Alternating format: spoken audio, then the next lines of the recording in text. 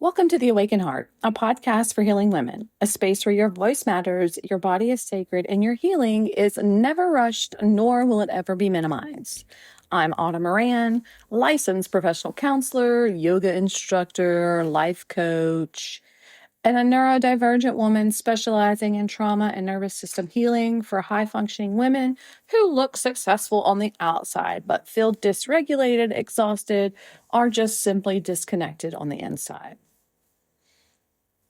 If you've experienced trauma, late diagnosed neurodivergence, or chronic relational stress, and you're ready to move beyond coping and into deep healing, you are in the right place, my dear, because this is not surface level shit. This is pattern changing, body based, integrative work. And you do not have to do it alone because I am here every Wednesday, sometimes Fridays, for a bonus episode. And today's topic can be quite activating. But I want to be upfront and I want to get on my podium and bang and make it crystal clear that this episode about the victim mentality is in no way blaming or here to shame. This is not about saying you're doing something wrong. I want you to understand what happens when trauma teaches your nervous system that you are not safe, not in control, and not able to change what's happening to you. And I want you to know how that can turn into something that is called victim patterns. Not because you are a victim now, but because your body learned to survive that way. So victim mentality is not weakness, attention seeking, or a personality flaw. It is a nervous system pattern of powerlessness. Victim mentality is a nervous system pattern of powerlessness. It sounds like I can't. This always happens to me. There's nothing I can do. It feels stuck, helpless, and waiting for something on the outside of you to change, to help you change, to bring about change. This is what happens when your body learned my actions don't change outcomes. This is essentially learned helplessness.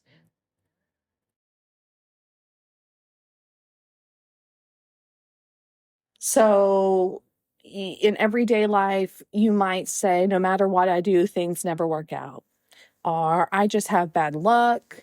Or there's no point in trying. In relationships, you might stay in dynamics that hurt.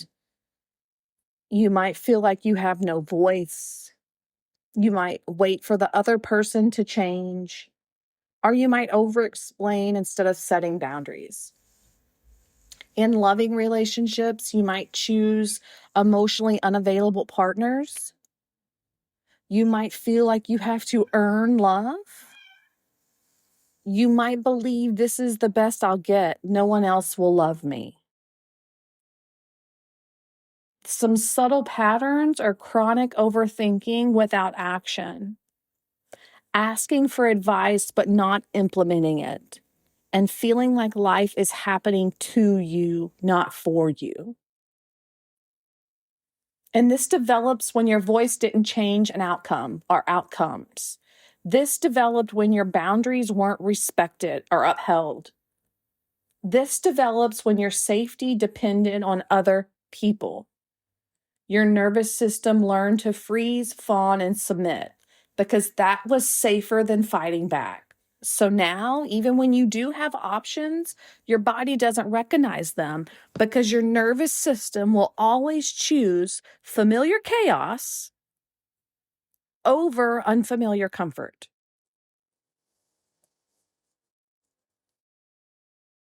So like this, it comes with a cost because you give away your power without even maybe realizing it.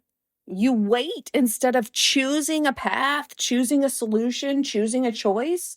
You wait for someone else to decide or sway you or save you. And the cost is that you tolerate instead of respond. You allow, maybe even say enable bad behavior instead of responding to it. And over time, this reinforces, see, nothing changes. Nothing I do ever is going to make a difference.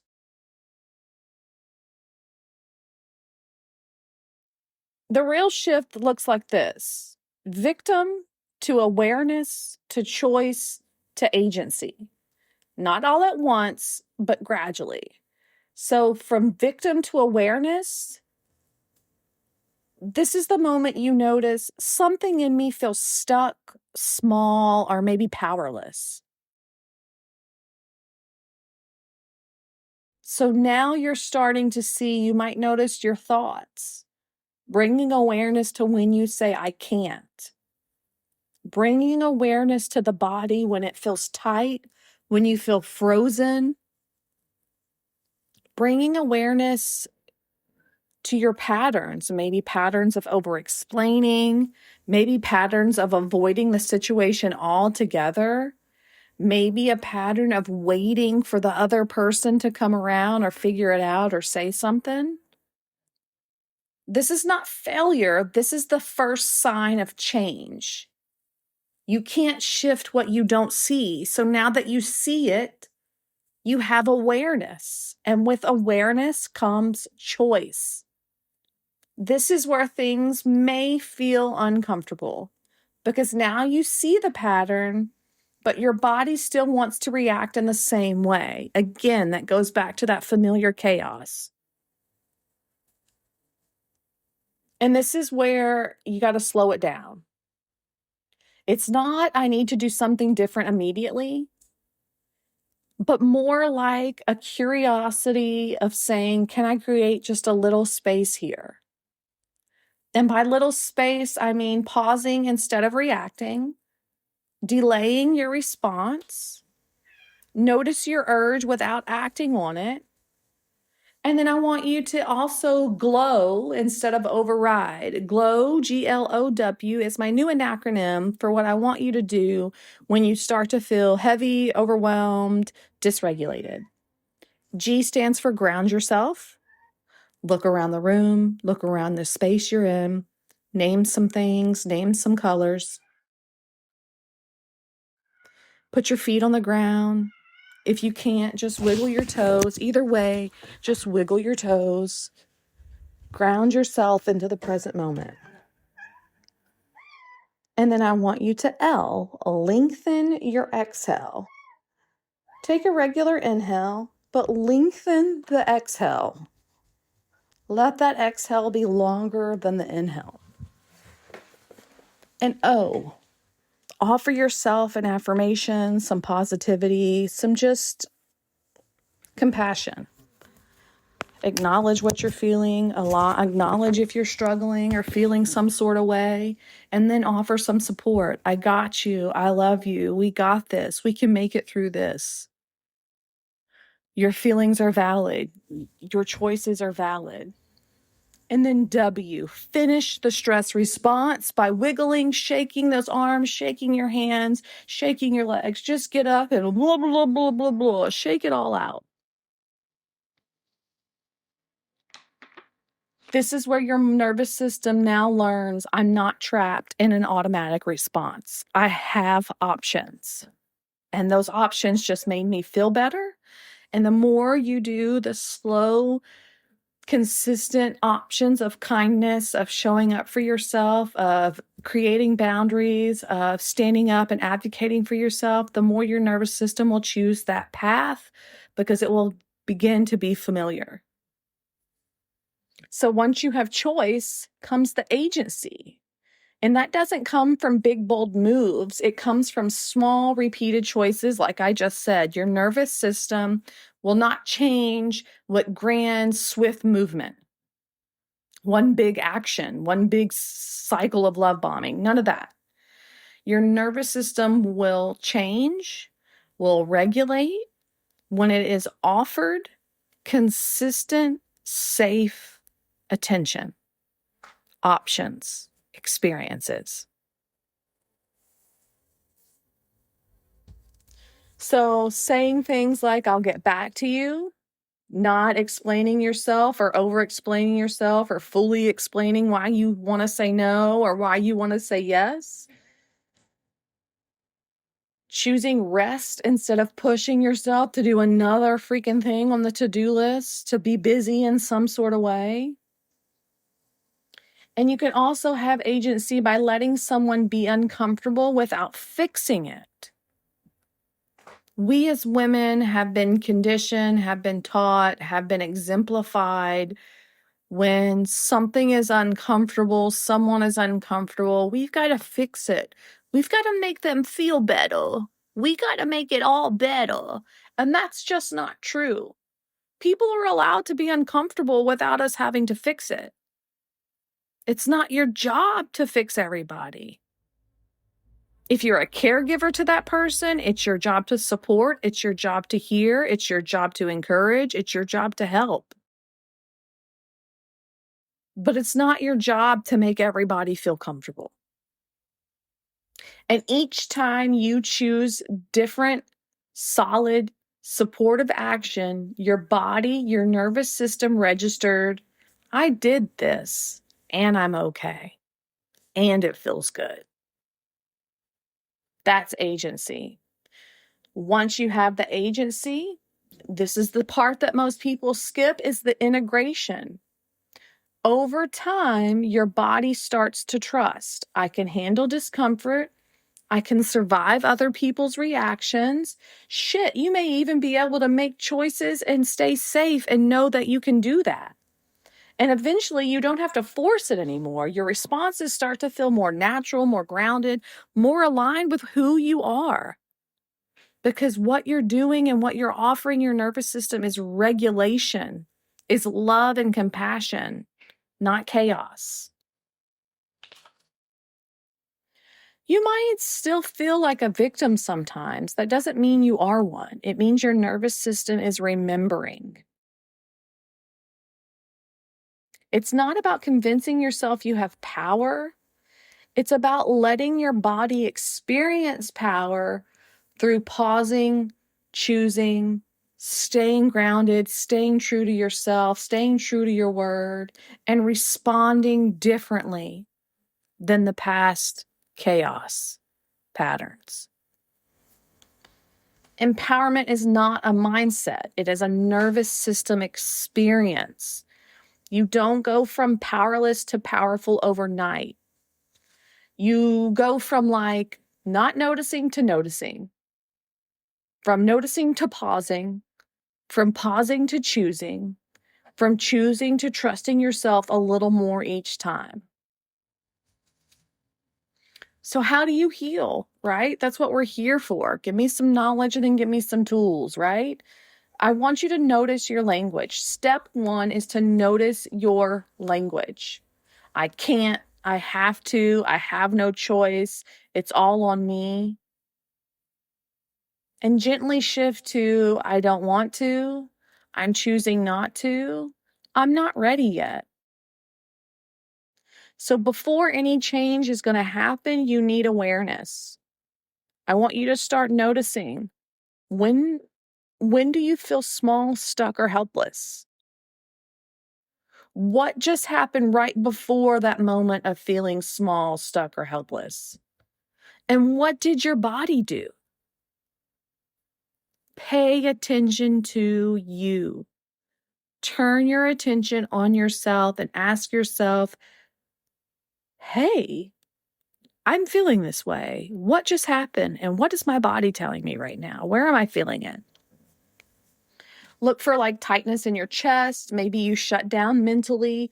Maybe you start over explaining and you can't stop yourself and you just go, go, go. And simply maybe you're freezing or delaying response, action. This is interoception. Name what you feel. Naming what you feel actually helps regulate your nervous system. You're mapping your nervous system in a good way, in the right path. You're not judging the moment. You're not critiquing yourself. You're being curious. You're being open, not judgmental, not automatically changing, but subtly shifting to a less heavy response, a less heavy reaction. Step 2, this is where glow comes in. Regulate before you react. Because when you feel powerless, your brain will assume the worst, will collapse into the pattern of there's no option, or it will rush into urgency. So you slow it down. When you feel activated, glow. Ground, feel your feet, press into something solid. Lengthen your exhale.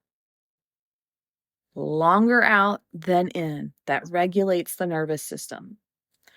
Offer kindness, offer steadiness. I don't have to decide right now. I am safe to take time to decide. And wiggle, shake, move, discharge the energy in some way out of the body. You don't need to feel calm. This is not about making it all better. This is about making you feel a little more steady. Because clarity comes when you are regulated. Step number 3, take small, safe actions, not big, overwhelming changes. Small things like just giving yourself permission to tell people, hey, I need a moment before I decide. Or I need a moment before we go. I need a moment before we start this conversation. I need a moment before I start dinner. I need a moment before I get on my to-do list. You can stop replying immediately. You can turn the phone over. You can put it on do not disturb. You can ask someone if you can get back to them, if it's an in-person conversation, or even if it's text or telephone call.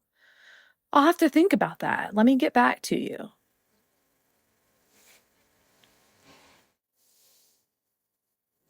Try some statements on for size, like I don't want to. I'm choosing not to. I'm not ready yet. This is uncomfortable, but I can handle it in smaller pieces. Each time your body sees I did something and I'm okay, you're building power. Step 4, rebuild self-trust. This is the foundation, right? Victim patterns aren't just about feeling powerless. They're about, I don't trust myself to handle what happens next. So instead of making big promises to yourself, build trust the same way you would in any relationship, through small, consistent exchanges, events, moments. So start with, I follow through with myself in small ways, not big life-changing decisions. Say, I need a minute and actually take it. Notice you're overwhelmed and glow. Pause instead of pushing through. Choose to rest when your body needs it, not when it's begging for it.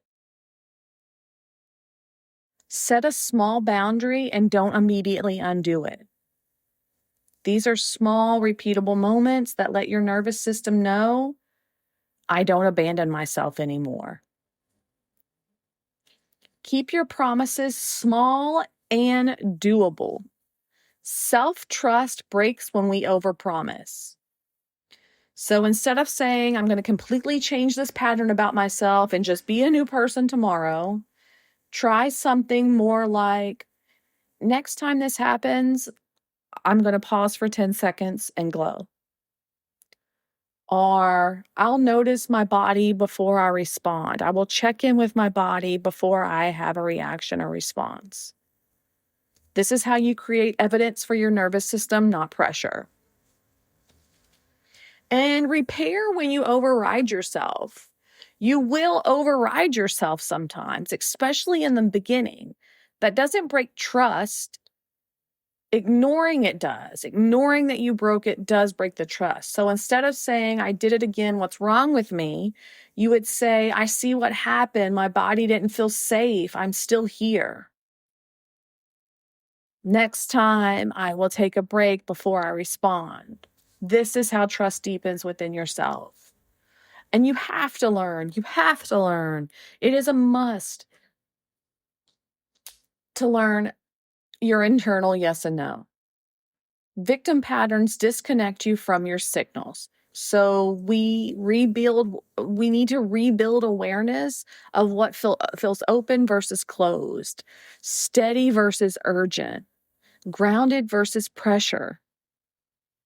And to do that, listen to your body, close your eyes, relax your jaws, soften your shoulders, and just tap into your body.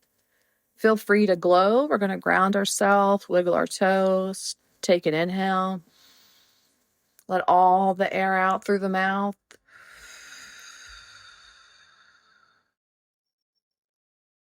And offer yourself some kindness, some compassion.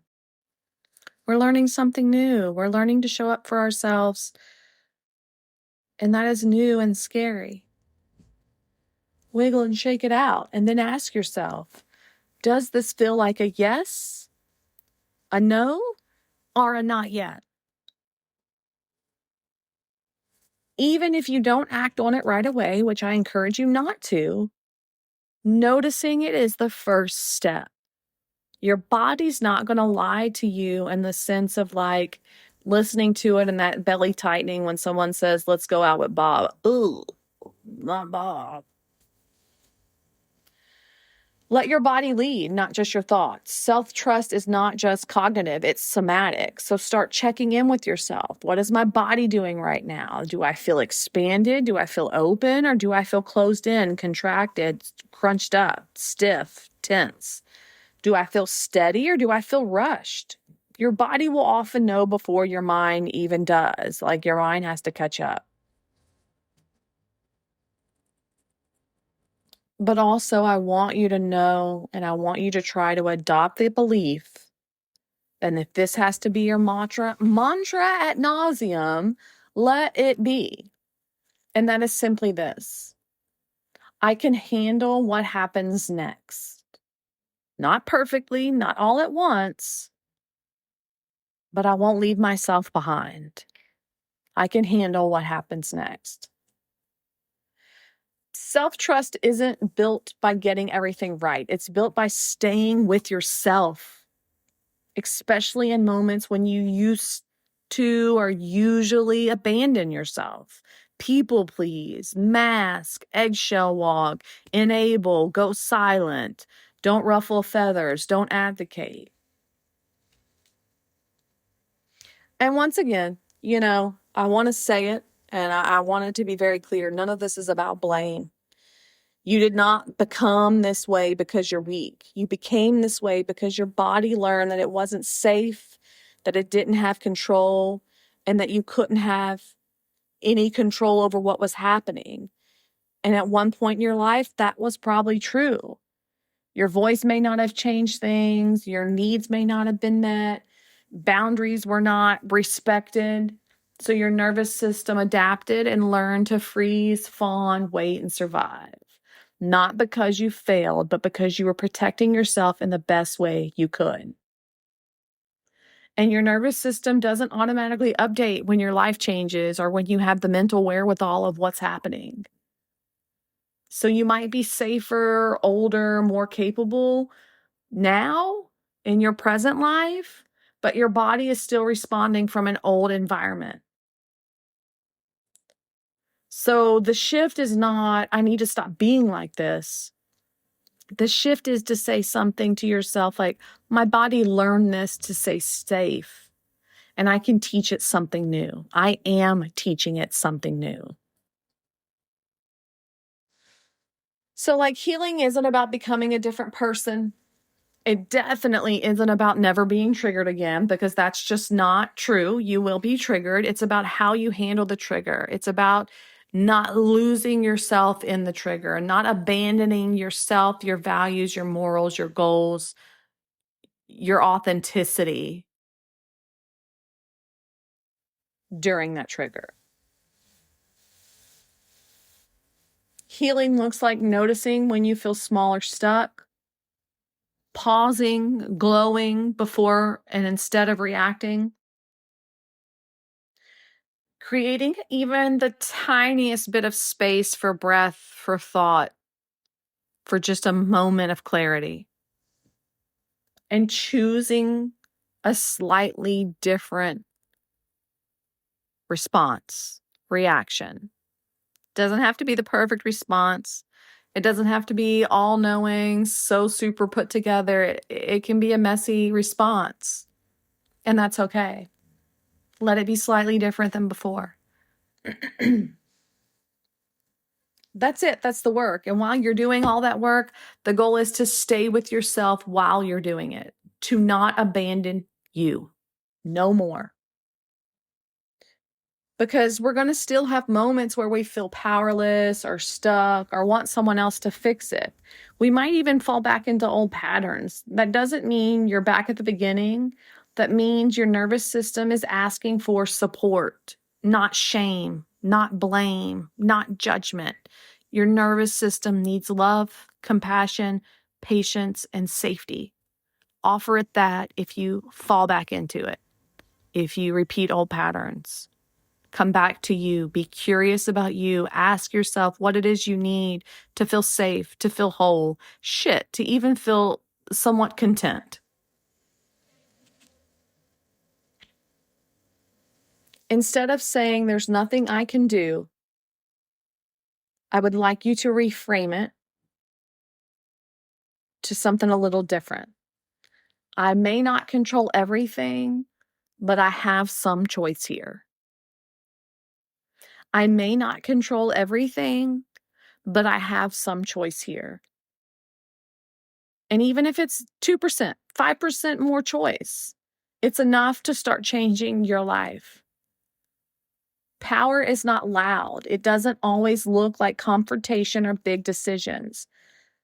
Sometimes power looks like pausing and breathing and not responding right away, choosing yourself quietly. You were never wrong for surviving the way you did, but you are not stuck there. You don't have to rush this or you don't have to force this, but you are allowed to feel a little more steady, a little more clear, a little more aligned with who you are and what you want from your life. Like I say all this to say so that you can gain the knowledge and the coping skills and the wherewithal so that when you are alone with yourself, you're not running from yourself. So that when you are alone with yourself, you find contentment and joy and love for yourself, not trying to run away, not trying to distract. What a life to just live from one distraction to a next. That's not living, that's surviving. And I want you to have this information so that you can disengage from survival mode and get into living mode.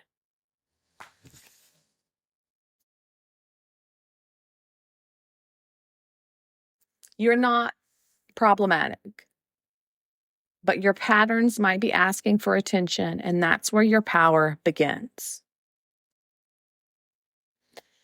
If this episode resonated with you, my dears, the best way to support this podcast is to follow, leave a comment, share it with someone who needs to hear it, because that helps this work reach women who are quietly healing. My goal is to create a community, create a landing space for women, for people to heal out loud, to heal safely with all the knowledge and as many coping skills as I can provide.